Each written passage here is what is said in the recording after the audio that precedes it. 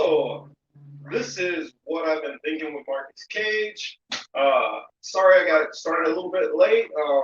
Had to get a couple of things in order. I didn't have my tablet like I normally would, so I had to switch it up and do it on my phone and grab a backup phone to be able to at least cover some of this video for you.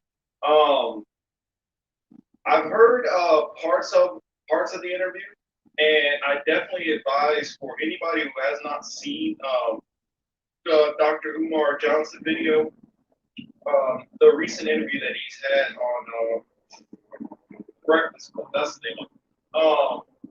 With Charlamagne the God, DJ Envy, and I apologize, I can't remember the young lady's name, the other folks.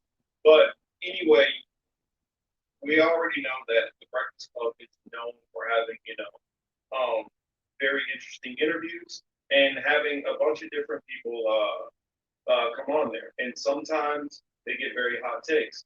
This one was very interesting because it kind of brought back the whole Joe Biden when he said, "You ain't black" thing. Dr. Umar Johnson, for those who don't know him, he is an activist for I guess I classify him as a Pan-African zealot. He is not bashful with how he believes or his viewpoints. There's all kind of other stuff that we can go into about him, but this isn't necessarily about Dr. Umar Johnson per se. This is about his. So, figure I'll start out and then we will go from there. I want to go to President Biden. And let me know out there if you have any trouble with audio. I'll try to get the phone as close as I can. But here is a part of that interview. I want to go to President Biden.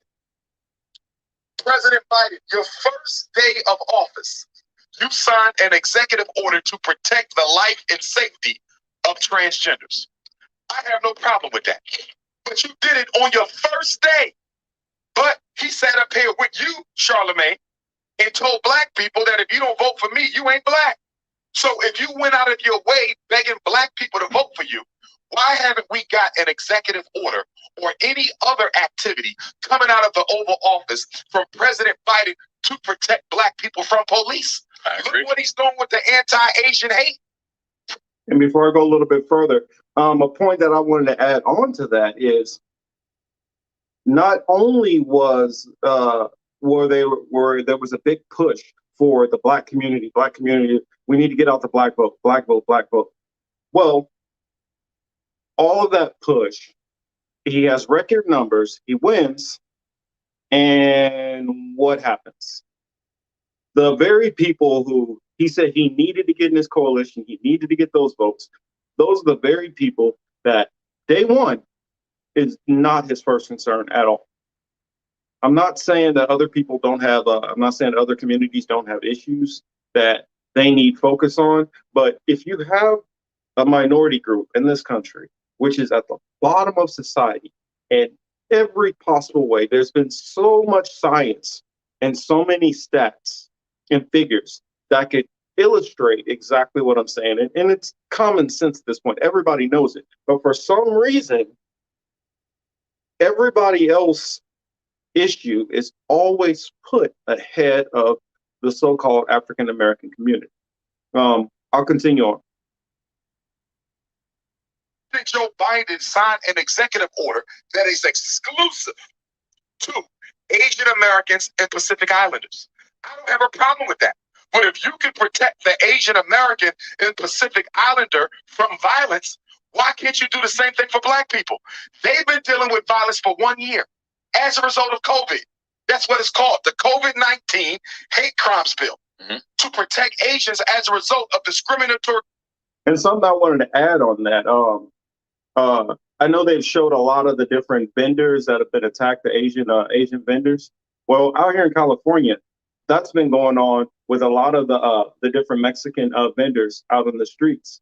I'm not saying that we should ignore what's happening to one over the other. But I'm saying if something is getting addressed now for Asian vendors who are being attacked, then why not Latino vendors who are being attacked? They've been being attacked for a very long time, and they're really high numbers on how many are attacked, robbed, all those things.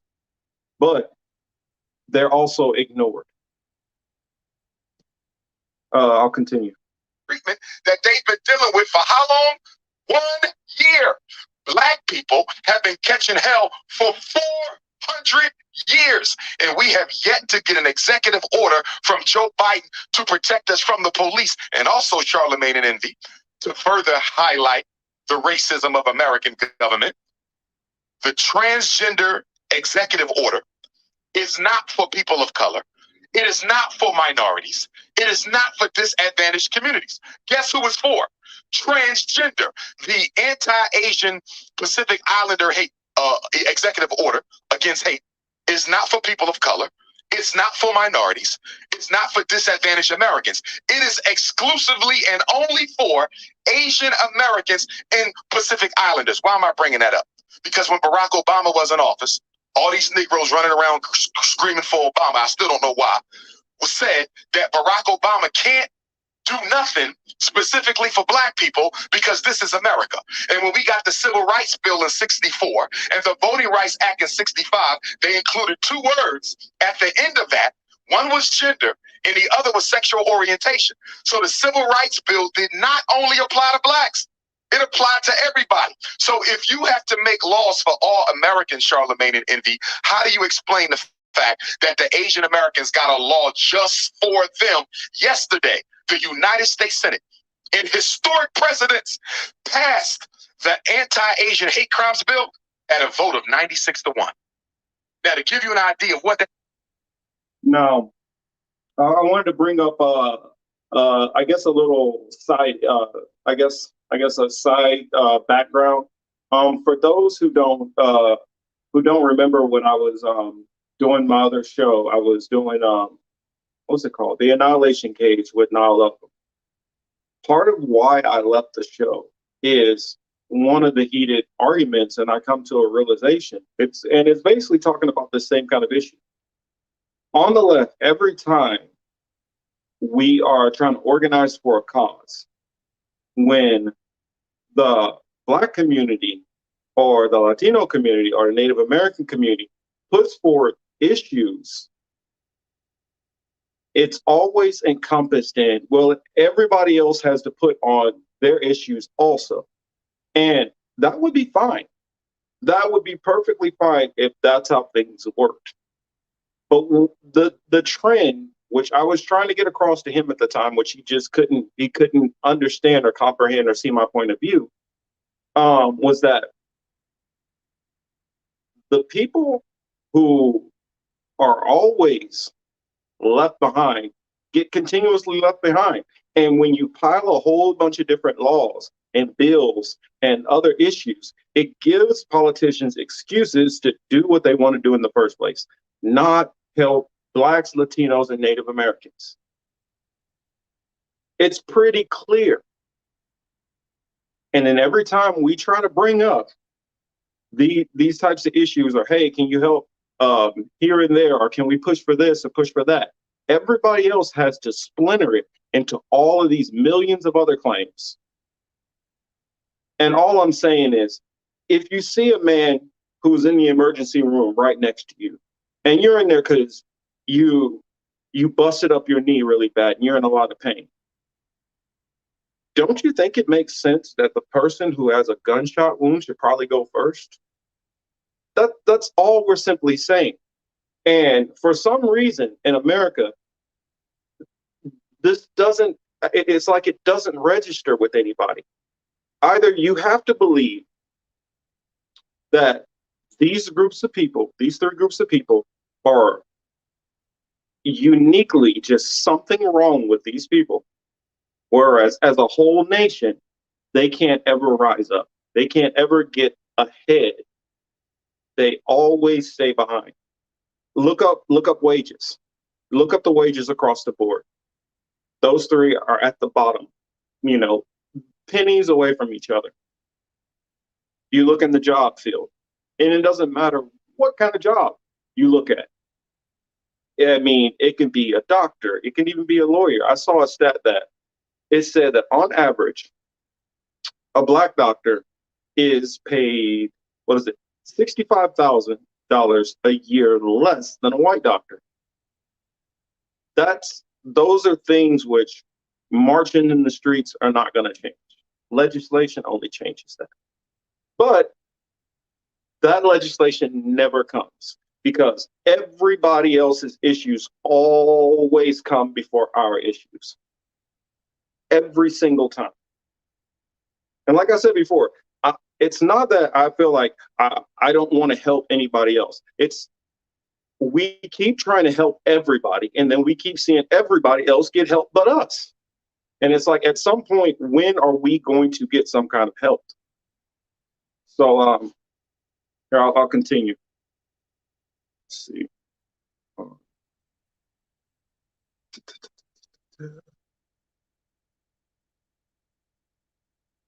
What that means? The Senate, they don't agree on nothing. The Democrats and Republicans, they filibuster each other to death. But yesterday they didn't. 96, only one person voted against the anti-Asian hate crimes bill. So can I ask you a question? If the Senate was able to pass the anti-Asian hate crimes bill, Charlemagne and Envy, 96-1 with almost no opposition, why is it that the Emmett Till lynching bill still has not been approved? Why is it that there have been over 200 different anti-lynching bills introduced in the U.S. Congress? 200! And not one of them has been approved by the U.S. Congress yet. But the first ever Asian bill goes through on the first try. Look at the racism. Look at the discrimination. Look at the bias. Look at the inequity there. And why are they catering to the Asians? You know why? Because the amount of white people in this country is shrinking. That's right. And whenever the amount of white people in Now, let me put a disclaimer. This is Dr. Umar Johnson's opinion completely. So I am just sharing his opinion. Some of these points he's going to get deeper into some of his theories. I'm not saying I agree or disagree either way. Just put a disclaimer that these are his statements, not mine. shrinks, America looks to find other white groups or other minority groups that they can build an alliance with to protect their power and their interests. Who better than the Asians? They are just as conservative politically as many middle-class white Americans. They are just as economically comfortable as many middle-class white Americans. They don't like black people just as much as many middle-class white Americans. Not to mention that this can go a long way towards building relationships with Asian countries on the continent of Asia that America can't afford to build an alliance with Russia. Let us be clear about something. The continent of Asia is a big problem for the U.S. government. You got three power nations on that continent. You got Russia that America can't stand. You got China that America can't control. And you got India, which is one of the fastest growing populations. And it's funny that he mentioned China. Biden brought up China in his speech, and the little bit that I saw of it, which because it's so hard to watch Biden just say anything, it's painful listening to him talk. But what he said about China is he said that he spent a lot of time with Xi Jinping, and what he had to say was that he believes that China.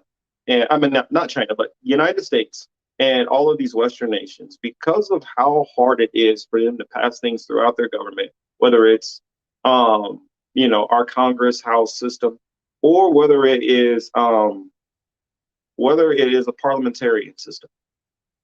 His point was that you guys are too slow to be able to get anything together. And with your election cycles and everything, we know that all we got to do is wait out this president and wait this person out, and we can do this and that and keep on moving. And we're going to steam ahead. And so Biden was trying to assert this. We need to toughen up and watch out for this competition that we have going on with the world. And so if you notice, all of the nations right now seem to be like you look at what's going on with China and Taiwan, and you already know about the Uyghur Muslims, what's going on there also. Then you have Russia and Ukraine, and you have Israel and Iran with Saudi Arabia and Syria all mixed in. And the only thing is missing is Afghanistan, Pakistan, and then North Korea versus South Korea. I mean, that's all that's really missing to add in all the trifectas of all the nations which have been constantly warring. Um, and I wouldn't be surprised if we start seeing more of that because uh, it seems like all the nations have decided for some reason that now is the time that they don't really have to listen to the U.S. and they don't have to be bullied and pushed around by the U.S. like they normally were. So, here, I'll continue. And it is quickly becoming the IT giant of the world. Kamala Harris is not the vice president by accident. Kamala Harris is the vice president on purpose because America needed to send the nation of India an olive branch to improve their relations because America can't afford for India to get tight with China or Russia. This is politics. And they're going to use the Asians, okay, as probationary whites.